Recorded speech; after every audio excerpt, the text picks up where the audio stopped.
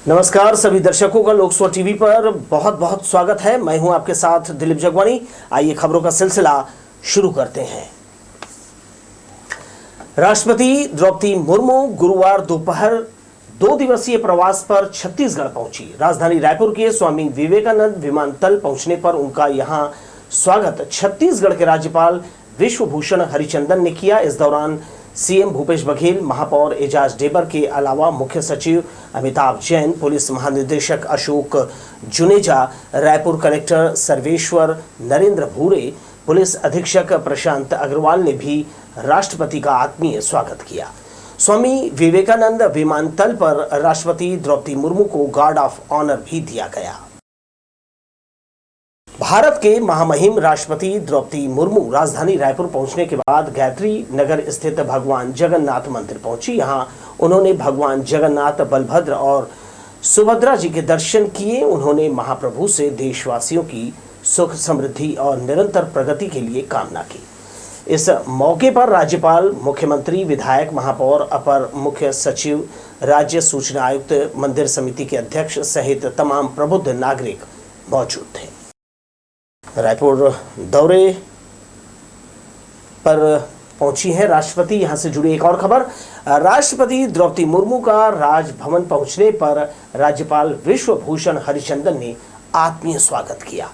इस दौरान महामहिम और राज्यपाल ने राजभवन परिसर में पौधारोपण किया। श्रीमती मुर्मू ने पारिजात और श्री हरिचंदन ने श्वेत चंपा का पौधा लगाया। छत्तीसगढ़ पहुंचने के बाद राजधानी रायपुर में एक के बाद एक अनेक कार्यक्रमों में महामहिम राष्ट्रपति द्रौपदी मुर्मू ने शिरकत की।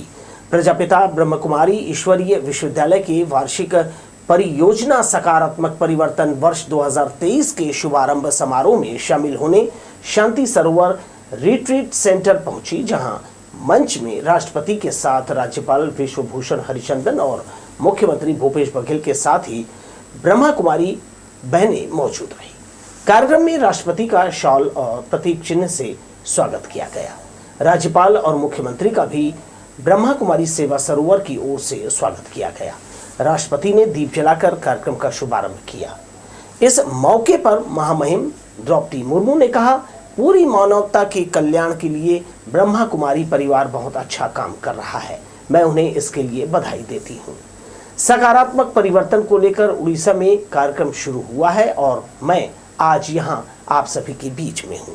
उन्होंने कहा कि हमारा देश नित नई ऊंचाइयों को छू रहा है, चांद पर तिरंगा लहरा रहा है, विश्व स्तर पर खेल में कीर्तिमान रचे जा रहे हैं। वहीं दूसरी ओर एक अत्यंत गंभीर विषय है कि नीट की तैयारी कर रहे विद्यार्थी अपने जीवन और सपनों, भविष्य का अंत कर रहे हैं। ऐसी घटनाएं नहीं होनी चाहिए। हमें प्रतिस्पर्धा को सकारात्मक रूप से लेना चाहिए। इसके अलावा उन्होंने ब्रह्मा कुमारी पढ़ने वाले छात्र छात्राओं के साथ ही अनेक विषयों को लेकर अपनी बात रखी। राज्यपाल और मुख्यमंत्री ने भी इस मौके पर अपने विचार व्यक्त किए। राष्ट्रपति द्रौपदी मुर्मू रायपुर के महंत घासीदास स्मारक संग्रहालय पहुंची। यहां संस्कृति मंत्री अमरजीत भगत ने उनका स्वागत किया। श्रीमती मुर्मू संग्रहालय में छत्तीसगढ़ के पुरातात्विक वैभव से रूबरू हुई। यहाँ की ऐतिहासिक पृष्ठभूमि से जुड़ी पुरातन संग्रहणीय वस्तुओं का अवलोकन किया। उन्होंने छत्तीसगढ़ और दूसरे क्षेत्रों से प्राप्त प्रागैतिहासिक पत्थर के औजारों, प्राचीन मूर्तियों, अभिलेखों, ताम्रपत्रों और सिक्कों का अवलोकन किया। संग्रहालय में रखी गई आदिवासी संस्कृति और आधुनिक शिल्प से संबंधित सामग्रियों के बारे में जानकारी प्राप्त की। सड़क पर चलते समय सतर्क नहीं रहने से दुर्घटना का खतरा होता है। सरकंडा मुख्य मार्ग में ये खतरा और भी ज्यादा है, क्योंकि इसके 2 स्थानों पर खुले नाले में रेलिंग नहीं लगा है, जिससे राह चलते वक्त अनहोनी हो सकती है। बड़े नाले नालियों के ऊपर सड़क बनाई जाती है, जिससे लोग आसानी से आना जाना कर सके। अक्सर सड़क किनारे ऐसे पुल पुलिया दिखाई देते हैं। सरकंडा मुख्य मार्ग में 2 स्थानों पर गंदे जल की निकासी के लिए बड़े नालों का निर्माण वर्षों पहले किया गया था, जो रख रखाव नहीं करने से टूट फूट गया है। इसमें सुरक्षा के लिए रेलिंग नहीं लगाया है, जिससे कभी भी हादसा हो सकता है। पुलिया बनाकर इसके दोनों किनारों में 2 फीट ऊंची दीवार बनाई गई थी जो अब जर्जर हो चुकी है। यह कई स्थानों से टूट गई है। इससे सड़क लेवल में नाला दिखाई नहीं देता। ये स्थिति खतरनाक हो सकती है। नजर हटते ही या फिर साइड देने के फेर में वाहन समेत व्यक्ति गहरे नाले में समा जाएगा। गाड़ियाँ आती जाती रहती हैं। कई बार खतरा तो है, खुला है रास्ता। क्या करना चाहिए? रेलिंग लगाना चाहिए। हम वसंत विहार तिराहे में लोगों की काफी भीड़ रहती है।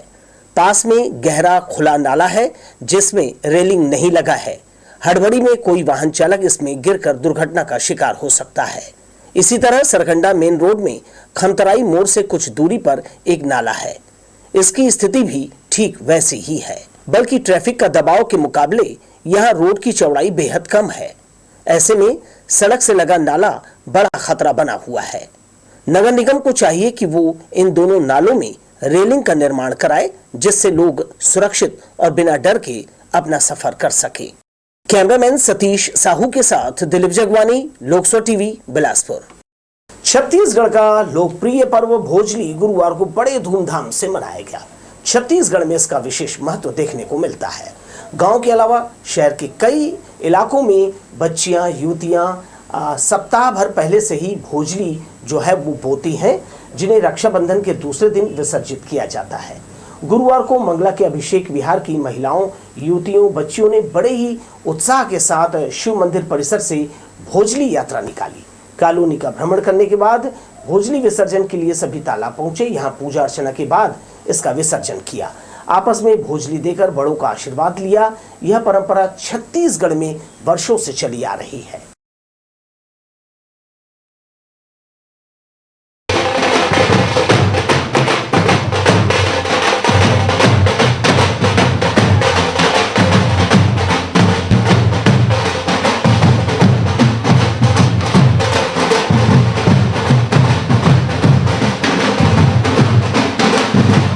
हम लोग दोनों मिल के भोजली बोए हैं भैया। नाग पंचमी के लगाए थे और पूर्णिमा के अभी से रहने आए हैं और बहुत ज़्यादा महिलाएं थे। उधर आप लोगों का फोर का और हमारा अभिषेक बिहार का सभी लोग थे। कम से कम 200-300 रहे हम लोग पूरे इकट्ठे और सभी लोग एकदम आनंद उठाए हैं। हमन भोजली ला राखी के बिहान दिन ठंडा करथन। नाग पंचमी के दिन ले बोए रहीथन। सुंदर कोनो रेती माँ कोनो माटी माँ बहुत सुंदर बोए रहीथन। बहुत सुंदर होते भी सेवा करथन शाम सवेरे और राखी के बिहान दिन ठंडा करे आथन। आज अभिषेक बिहार से अभिषेक नगर के ओमकारेश्वर मंदिर में आया और अभिषेक बिहार वाले मिलकर और अभिषेक नगर के सखी सहेली महिला मंडल मिल करके दोनों एक साथ आ करके हम लोग तालाब में बड़ा सुंदर से बड़ा प्रेम से सब एक होकर के विसर्जन किए। बरसात नहीं होने से अब गर्मी का आलम ऐसा है कि उमस भरी गर्मी हद से ज्यादा परेशान कर रही है।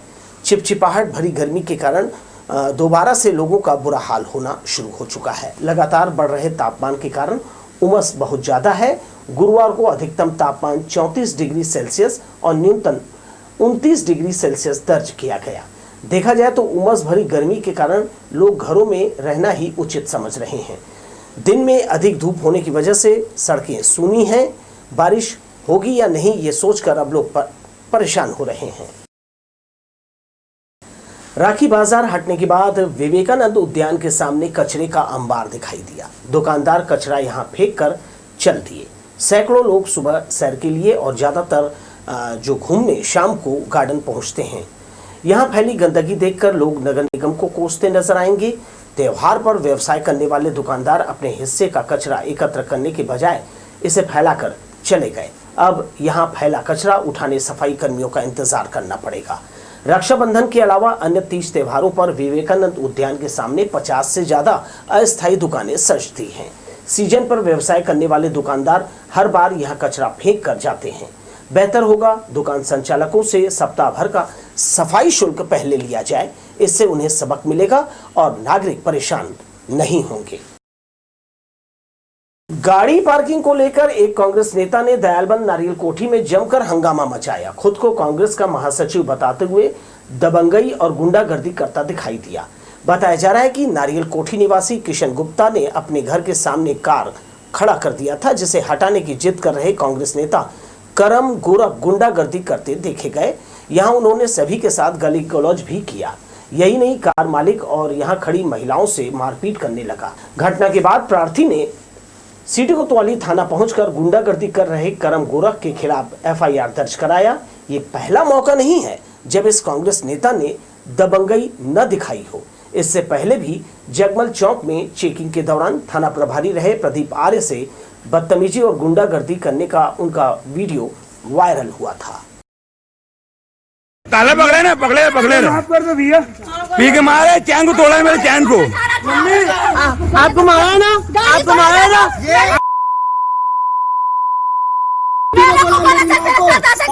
ये ना कांग्रेस पर अच्छा क्या लिखते हैं गाड़ी में, और ये राजा लोग के चक्कर में चल मेरी गाड़ी तोड़ने की बात है। दारू पी के वो गुंडाई कर रहे हैं, दारू पी के गुंडाई कर रहे तू। क्या नाम है तेरा? नाम बोल, नाम बोल, नाम बोल, नाम बोल, अपना नाम बोल। चल थाना चल। करम गोरख, हम लोग की गाड़ी खड़ी रहती थी सामने में। 2 साल से वो अपने ईंटे को नारियल कोठी में कब्जा करके रखे हैं और अपनी गाड़ी को वहाँ पे खड़े करके रखते हैं। आज अपने घर के सामने मैं जगह पाया, अपनी कार को लगाया तो रात को 1:45 बजे लगभग घर के सामने आके मम्मी को गाली गलौज किया कि गाड़ी को हटा लो, तोड़ तड़ दूंगा। तो हम लोग प्यार से चाचा बोल के बात किया तो गाड़ी में लाठी जाके मारने की कोशिश किया। मम्मी का कॉलर पकड़ा, छोटे भाई को मारा, मेरे को मारा। क्या चाहते हैं? बस पुलिस प्रशासन उस पर कड़ी कार्रवाई करे ताकि दोबारा ऐसा ना हो। अपने आप को कांग्रेस का जिला महासचिव बताता है कि मैं जिला महासचिव कांग्रेस का। और इधर चकरभाटा थाना क्षेत्र में उपद्रव करने वाले आधा दर्जन से अधिक युवकों को पुलिस ने गिरफ्तार किया है। रक्षाबंधन के मौके पर युवक क्षेत्र में अशांति फैला रहे थे। पुलिस को जैसे ही इसकी सूचना मिली तत्काल कार्यवाही करते हुए नीलेश साहू, प्रदीप रजक, विजय ध्रुव, सूरज बंजारे, रोहित ध्रुव और मनीष निषाद सेवार चकरभाटा बस्ती कैंप और वसुंधरा नगर बिलासपुर के रहने वाले बताए जा रहे हैं। चकरभाटा पुलिस इन सभी युवकों के खिलाफ प्रतिबंधात्मक धारा के तहत कार्यवाही की है। उत्तम स्वास्थ्य और खुशहाली की कामना से राजकिशोर नगर में गुप्ता परिवार ने रुद्राभिषेक का आयोजन किया। मिट्टी से निर्मित शिवलिंग का शुद्ध जल, गंगा जल, गन्ने का रस और दूध से अभिषेक कर सदस्य आनंदित हुए।